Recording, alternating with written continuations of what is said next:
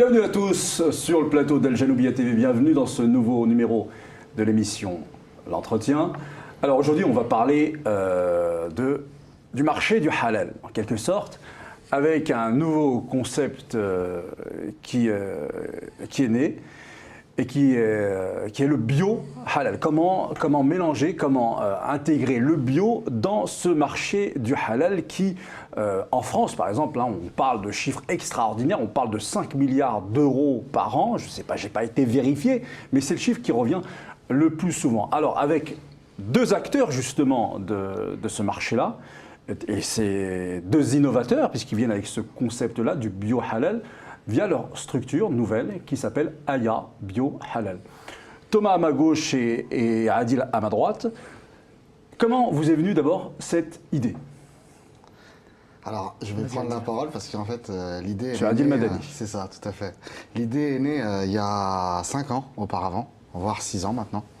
Donc, alors on a commencé par faire des achats groupés, ouais. Donc via un collectif et plusieurs mosquées qui étaient dirigés vers la Charolles, puisque j'ai ma belle famille qui est de Charolles. Qui était dirigée vers Charolles, la Charolles. Donc la Charolles, c'est le département 38, okay. C'est là où est la bête connue sous le nom de Charolais. Ouais. D'accord, hein. Donc charolais en AOC. Donc l'AOC, qu'est-ce que c'est? C'est une origine contrôlée. Donc c'est une bête qui est élevée selon les normes du terroir. D'accord. Donc le terroir en lui-même, ces éleveurs sont là depuis 4 voire 5 générations. Ouais. D'accord. Donc c'est vraiment des vrais éleveurs et engraisseurs de charolais et non pas des industriels. D'accord.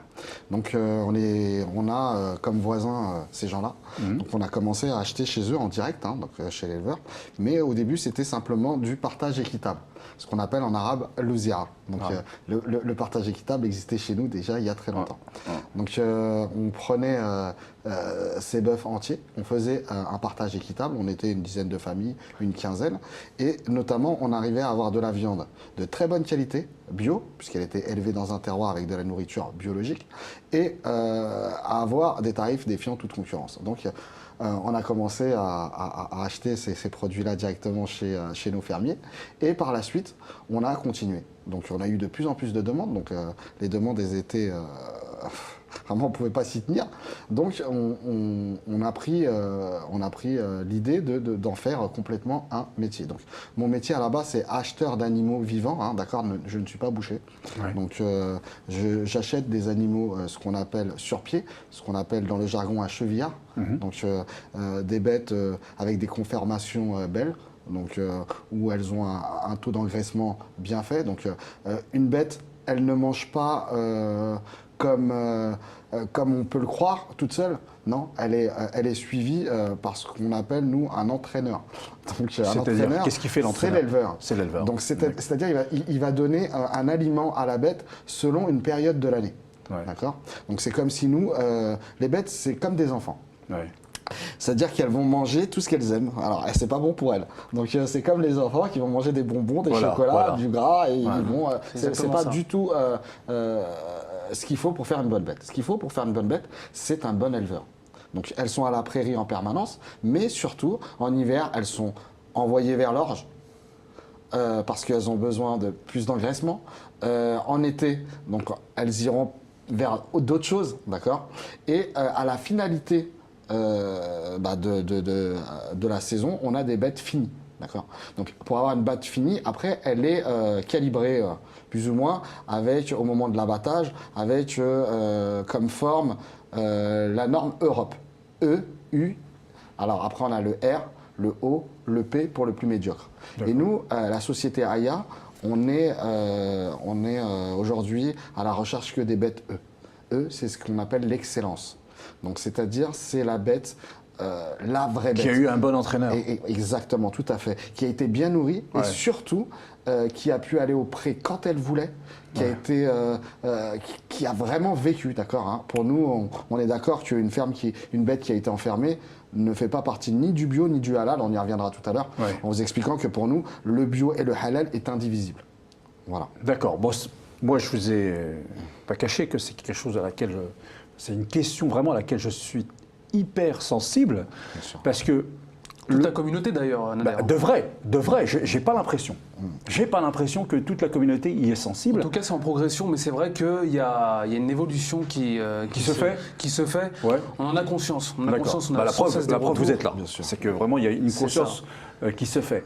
Mais il faudra peut-être aller un peu plus vite maintenant, parce que moi, je persiste à croire que le mal que nous faisons à la nature nous revient. Bien sûr. Le mal que nous faisons, c'est une vous savez, certitude. Allah subhanahu wa ta'ala, il dit, C'est une certitude. c'est pas Dieu qui est injuste avec nous-mêmes. C'est la créature. C'est nous qui sommes justes contre nous-mêmes. Injustes, pardon. Injuste, ouais. Qui sommes injustes contre nous. Et en étant comme ça, dans une espèce de... non pas dans un droit romain, c'est-à-dire c'est à moi, j'ai le droit d'en user et d'en abuser. Le droit romain, c'est ça. Bon, bah, c'est pas le droit islamique, le droit romain. Bien sûr, du tout. D'accord. Du tout. Tu n'es pas propriétaire, tu es gérant. Exactement. C'est ça. Ça change tout. Eh ben, on agit comme des propriétaires, on agit comme des seigneurs implacables sur tout, sur la terre. C'est d'une tyrannie extraordinaire vis-à-vis des animaux. Et moi, quand je vois des gens manger de la viande à midi et le soir toute l'année, je me demande si ça peut être halal. Bien sûr. Hein, Thomas ? Justement, nous, ce qu'on essaye de faire, à travers parce qu'on essaie d'appliquer justement un suivi auprès de nos clients ou de nos professionnels, on essaie justement d'essayer de leur inculquer cette nouvelle philosophie. C'est-à-dire qu'il faut les sensibiliser sur cette consommation de la viande. Ouais. Lorsqu'on a affaire à nos clients, etc., on essaie vraiment d'insister sur le fait que la viande ne doit pas être consommée tous les jours. Justement, on essaye d'adapter nos sacrifices, qui vont de 2 à 3 fois par semaine à peu près, on essaye vraiment de l'adapter à cette demande.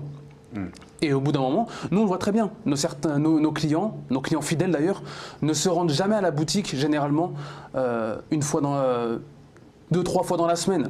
Ils prennent ce dont ils ont besoin et ils reviennent une semaine plus tard ou 2 semaines plus tard. Ou sinon, ce qu'on leur conseille de faire, nous, c'est d'opter pour des bêtes en plus grosse quantité.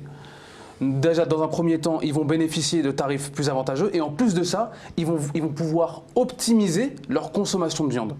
C'est-à-dire la mettre de côté, la stocker et consommer petit à petit. Ouais. Et non pas consommer ce qu'ils ont directement acheté dans la journée ou bien pour la semaine ou autre. Ouais. Mais est-ce que, alors question tu sais, du consommateur, est-ce que c'est plus cher ? Alors, la vraie question qu'il pour le consommateur, hein, alors, la vraie question qu'il faudrait se poser, c'est quel est le véritable prix de la viande. Est-ce que c'est le prix de la viande industrielle ? J'en suis pas sûr. C'est là où on va avoir un souci. C'est que nous, on va se positionner comme des gens qui vont vendre de la viande et quelque part, on a comme collaborateurs des véritables éleveurs. D'accord ? Donc des éleveurs, on connaît le travail qu'ils font. On sait qu'ils n'ont pas de vacances, on sait que c'est des gens très courageux, mais qui se font, on va dire, excusez-moi le mot, un petit peu avoir et enfermés par des industriels qui les poussent à des méthodes qu'eux-mêmes ne veulent pas faire. Mais s'ils veulent suivre, eh ben, on continue. Exactement. Donc voilà. Ouais. C'est-à-dire qu'au jour d'aujourd'hui, c'est qu'il faut définir les besoins et il faut savoir réellement ce qu'on veut acheter. Est-ce qu'on veut acheter de la viande industrielle ? Donc, on a inutile de vous dire tous les scandales qui ont éclaté entre la vache folle, de la viande qui se retrouve dans un cycle où la vache elle-même mange sa progéniture. La viande de cheval encore. La viande de cheval qui est incorporée dans des plats cuisinés, ou encore des viandes qui sont piquées, d'accord, avec des hormones de croissance, et je ne vais pas dire encore, il y a pire encore, hein, d'accord. Donc, ce que je veux dire, c'est qu'est-ce qu'on va donner à nos enfants, qu'est-ce qu'on va donner à notre Oumma, à notre communauté, si ce n'est pas des produits maîtrisés, d'accord. Donc, oui, maîtriser ces produits coûte plus cher, mais est-ce que vraiment le panier moyen du musulman ou du non-musulman va changer? Non, il suffit simplement de pouvoir gérer sa consommation de viande. Voilà. De consommer intelligent. Hein. Exactement, c'est exactement ça. Donc, au lieu de prendre peut-être 2 kilos en industriel, vous prenez 1,2 kg, on va dire, on doit être dans les normes de peut-être 1,3, 1,4 plus cher que la viande industrielle. Mais là, déjà, dans un premier temps, l'argent, elle va au bel endroit, parce qu'elle va directement à des éleveurs, d'accord. Deuxièmement, elle ne part pas dans un circuit infernal. Exactement. Et c'est vraiment consommer pour consommer avec une idée de la consommation. Oui, c'est la santé. Oui, mais il y a aussi son argent. On n'envoie pas son argent à des industriels comme ça, à tire-larigot. Alors, on sait très bien ce que ça donne. On le sait. Donc maintenant, il faut maîtriser, il faut réfléchir, il faut savoir, même avec le peu d'argent qu'on a aujourd'hui, où on va acheter. Moi, à l'heure d'aujourd'hui, je sais où je vais acheter. J'achète des fruits et légumes, et ben j'achète bio, d'accord. Ça va directement dans le portefeuille de petits artisans, d'accord. Mais c'est contrôlé, ça leur permet de vivre correctement, et nous, ça nous va très bien. Est-ce qu'on retrouve cette viande-là que vous proposez facilement? Alors, non. C'est pour ça que, voilà... Parce qu'il y a aussi ça, c'est-à-dire que le consommateur est assez fainéant. Voilà. Hein, il ne se prend pas trop la tête. Bien sûr. C'est un peu comme l'internaute. Bien sûr. Il faut pas que ça me coûte trop d'efforts. Bien sûr. Voilà. Bien sûr. Alors comment ça se passe? Alors, ce que Thomas essaye de faire aujourd'hui, puisque Thomas est celui qui s'occupe de la communication chez nous, c'est d'informer les clients sur les points de vente et surtout les points, on va dire, parce que maintenant tout fonctionne beaucoup avec Internet. Ouais. Donc nous, on a fait partir un site Internet dans lequel on peut vendre de la viande à l'échelle nationale. C'est-à-dire que les consommateurs peuvent passer commande via ce site. Et voilà. Comment s'appelle ce site alors? Donc Ayabio.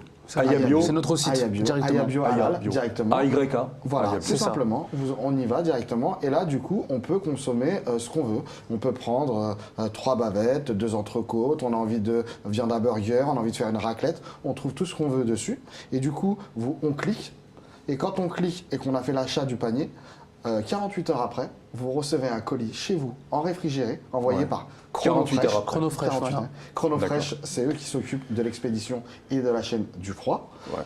Et nous, tout est fait dans nos locaux. Et Où ça sont arrive situés en vos intermédiaire. locaux? Alors, nos locaux sont à Choisy-le-Roi aujourd'hui, mais... Banlieue parisienne, donc. Voilà, banlieue C'est ça, parisienne. dans le Val-de-Marne. Ayabio, Ouais. voilà, c'est ça. Ayabio a en fait beaucoup grandi, par la grâce de Dieu. À croire C'est-à-dire voilà, grandir. à croire qu'on a eu beaucoup de baraka. Donc, on Grâce à a Dieu. notre propre abattoir au jour d'aujourd'hui et on a nos propres fermes. Alors, D'accord. où ça? C'est situé où Alors, c'est en Picardie, c'est dans le 60. ça? Ouais, 60. Donc l'adresse de l'abattoir c'est 510 rue Galilée, Yes. la rue Galilée à Ah. Creil, Ah. donc en Picardie. Ouais. Et derrière, nous avons aussi des fermes, donc où il y a des animaux En vivants. 5 ans, tout ça. En 5 ans. 5 Alors, années. il faut savoir que, alors, on ne l'a pas fait tout seul. On s'est greffé à nous des paysans, donc notre associé, qui est Abdou, je le salue s'il regarde l'émission, donc qui est lui fermier depuis plusieurs générations. Son père est éleveur. Donc c'est les premiers éleveurs maghrébins en Picardie. Donc Bon, il faut le saluer, ouais. d'accord. Et qui se donne du mal pour C'était faire pas de la simple au très départ, bonne qualité, pour faire des choses exceptionnelles. Et on est très content d'avoir des acteurs de la communauté à l'intérieur d'Ayabio. C'est un véritable travail d'équipe. C'est un véritable travail d'équipe. C'est très basé sur la confiance. Parce que pour pouvoir produire du travail de qualité, pour avoir de la transparence, inversement, il y a de la corrélation. Il faut produire un travail de qualité. Et inversement, pour faire de la qualité, il faut être transparent. Alors, comment vous pouvez, parce que moi j'imagine bien que vous devez sans cesse être tiraillé entre travailler bien et, c'est aussi les lois du commerce, gagner beaucoup. C'est pas honteux de gagner beaucoup, je vous souhaite de gagner beaucoup. Mais dès lors qu'on est dans cette dynamique de bon, il faut quand même qu'on gagne plus et toujours plus, est-ce qu'il n'y a pas ce risque, et je crois que vous avez compris ma question, Bien sûr. ce risque de finalement, bon, le bio c'est bien gentil, on va être un tout petit peu moins bio et encore après, encore un tout petit peu moins bio et finalement on rentre dans l'industriel. Est-ce que ce risque n'existe pas et bien sûr qu'il existe. Alors comment vous faites pour justement gérer cette tentation en réalité? Alors, on va dire, c'est une question de départ, une question d'envie et une question aussi de mentalité. D'accord. Alors, personne ne dira qu'il ne veut pas améliorer sa vie, mais il faut savoir ce que ça va coûter, car, comme vous disiez tout à l'heure, on est en location. Donc, on a 2 salaires, d'accord. Et, Dunya je dis- wal-akhira. C'est ça, exactement. Donc il faut La vie savoir que présente et la vie future. c'est ça. Donc il faut savoir que on ne dit pas qu'on ne veut pas gagner notre vie, bien au contraire, on est content. Mais il faut que cela ne nous coûte pas le deuxième bagage. Donc il suffit d'être. C'est une moyenne. Dans chaque chose, il y a une moyenne. Nous, aujourd'hui, on a un abattoir. Cet abattoir-là, l'abattoir de Creil, on a décidé de faire de la volaille à la main. Donc, c'est pas industriel. C'est une volaille qui est abattue par une volaille. Pas d'électronarcose, pas de chaîne. Alors comment là c'est très important. Là on touche quand même quelque chose parce que ça a fait des débats, Bien sûr. de. Bien sûr. Alors comment une volaille elle est prise par un homme et c'est lui qui va la sacrifier. C'est ça, tout à fait. Puis il va en prendre une autre et il va la sacrifier. Voilà. C'est comme ça que ça se passe chez vous. Exactement. Chez les autres, Manuellement. pour Voilà. un titre de comparaison, comment ça se passe? Alors, il suffit. Alors, on n'est pas là pour. Voilà, on dit ce que nous, on ne fait pas. Nous, ce qu'on ne fait pas, la société Aya, c'est d'accrocher des animaux par les pieds Ouais. dans des chaînes tournantes à, je sais pas, peut-être 5-10 km/h, et qu'une personne avec un couteau toute la journée, ou maintenant même, le pire, c'est que c'est des machines, ils tournent. disent Bismillah, ils allument la machine et elle égorge Tac, tac, tac. elle-même la tonne C'est ça. et tonne de poulet dans la journée. Nous, c'est pas du tout notre idée du halal et c'est pas notre conception de travail. Nous, on n'a pas envie de faire du tonnage, on n'est pas dans le tonnage.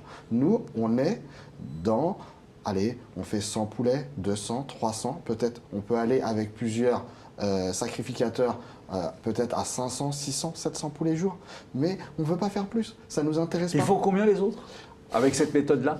Ils font 10 000 poulets heure. 10 000 poulets heure. Bismillah. 10 000, Voilà. 10 000 poulets Non, mais heure. attendez, c'est quand même un... Wow, on va se calmer. Je vais me calmer. Mais c'est en train de changer, je te rassure, Nader. Petit Mais à petit, c'est- nous, de notre côté, il y a Ouais. vraiment une sensibilisation qui se fait. D'accord, tant mieux, alhamdoulilah, tant On, mieux. on espère ne pas être les seuls dans le futur. Pour le moment, nous, on essaie de Ah faire oui. quelque chose à notre niveau. Ah oui, non, le but, moi... 700 jours, 10 000 heures, hein, Voilà, c'est bien c'est ce ça. que Ouais, j'ai c'est compris. ça. Donc, Mais parce que ce à quoi je voulais en venir, c'est qu'il y a des associations de certification du halal qui ont dit oui, c'est halal à Bien sûr. ce 10 000 bien heures. sûr, bien sûr. Bien sûr. Bien sûr, Après, bien sûr. Et Nader, vous, vous dites que c'est pas du tout votre Alors, conception du bah, halal. moi- tout dépend de la définition du halal qu'on adopte, en fait. Exactement. Et C'est nous, on vraiment ça.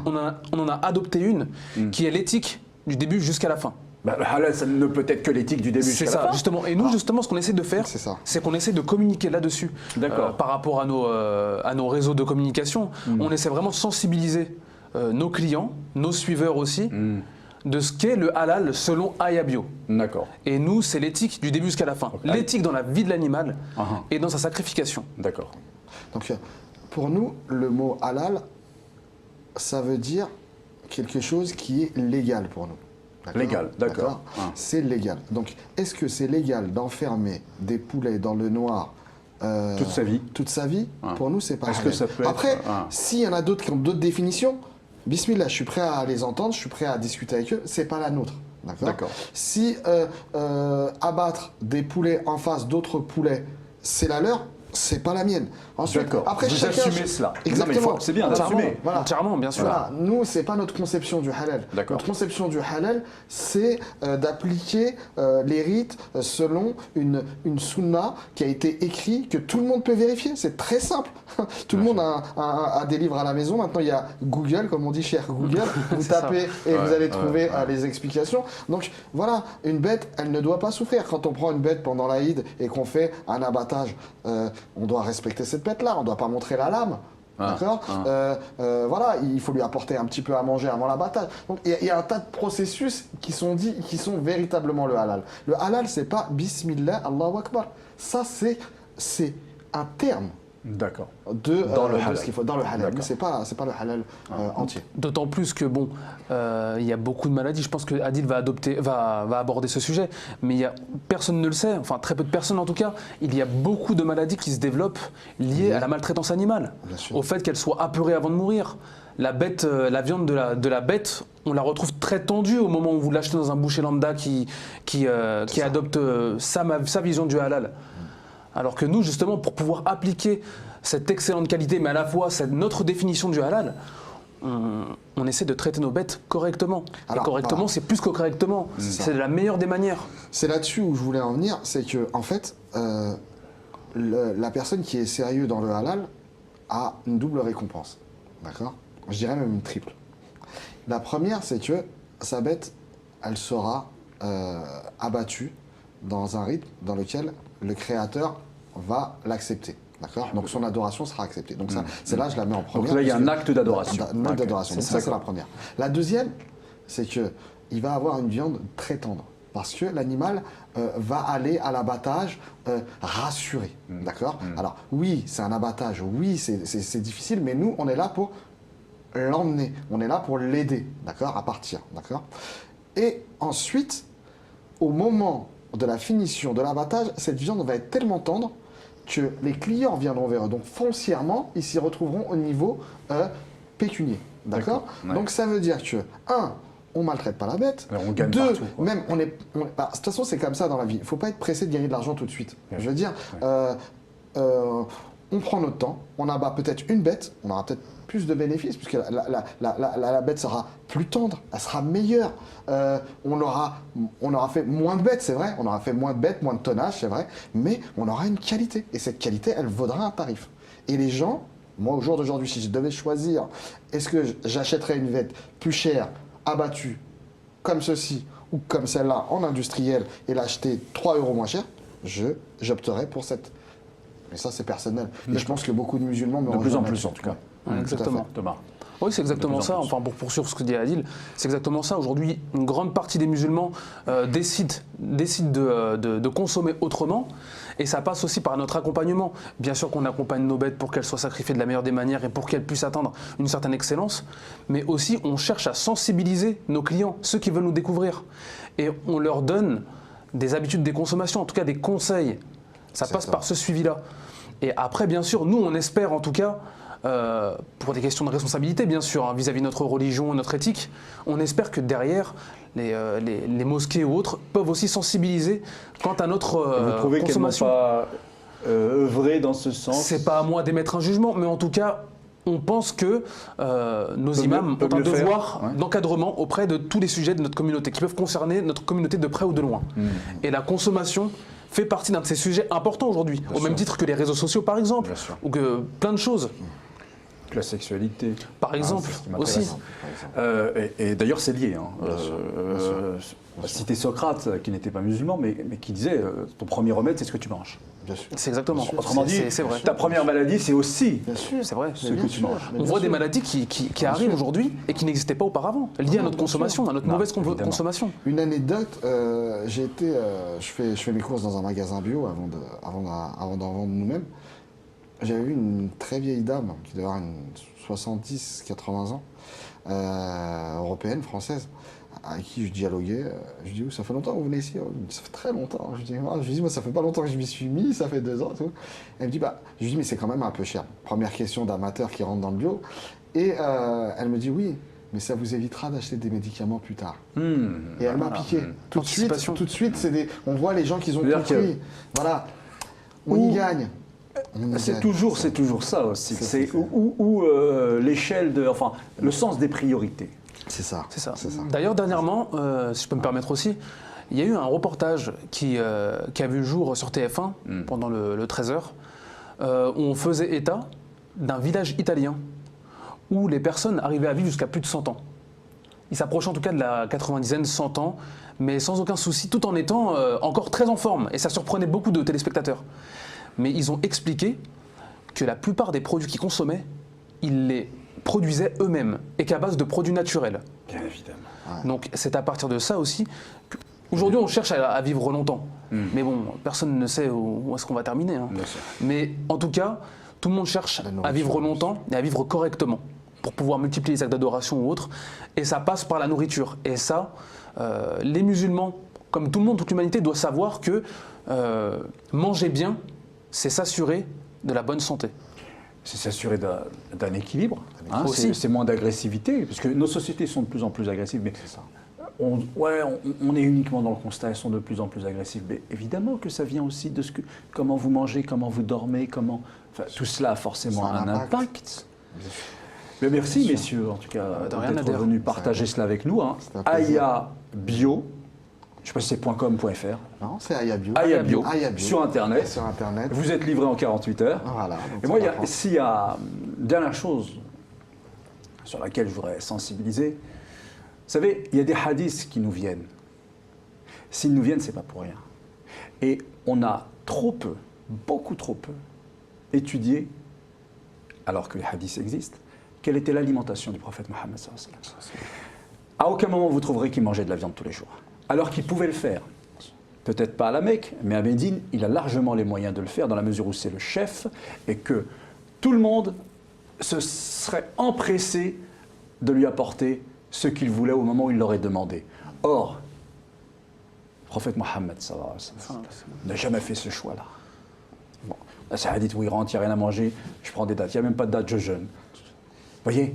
Donc, la sunna, c'est aussi, c'est pas que, mais c'est aussi étudier quelle était l'alimentation du meilleur des hommes.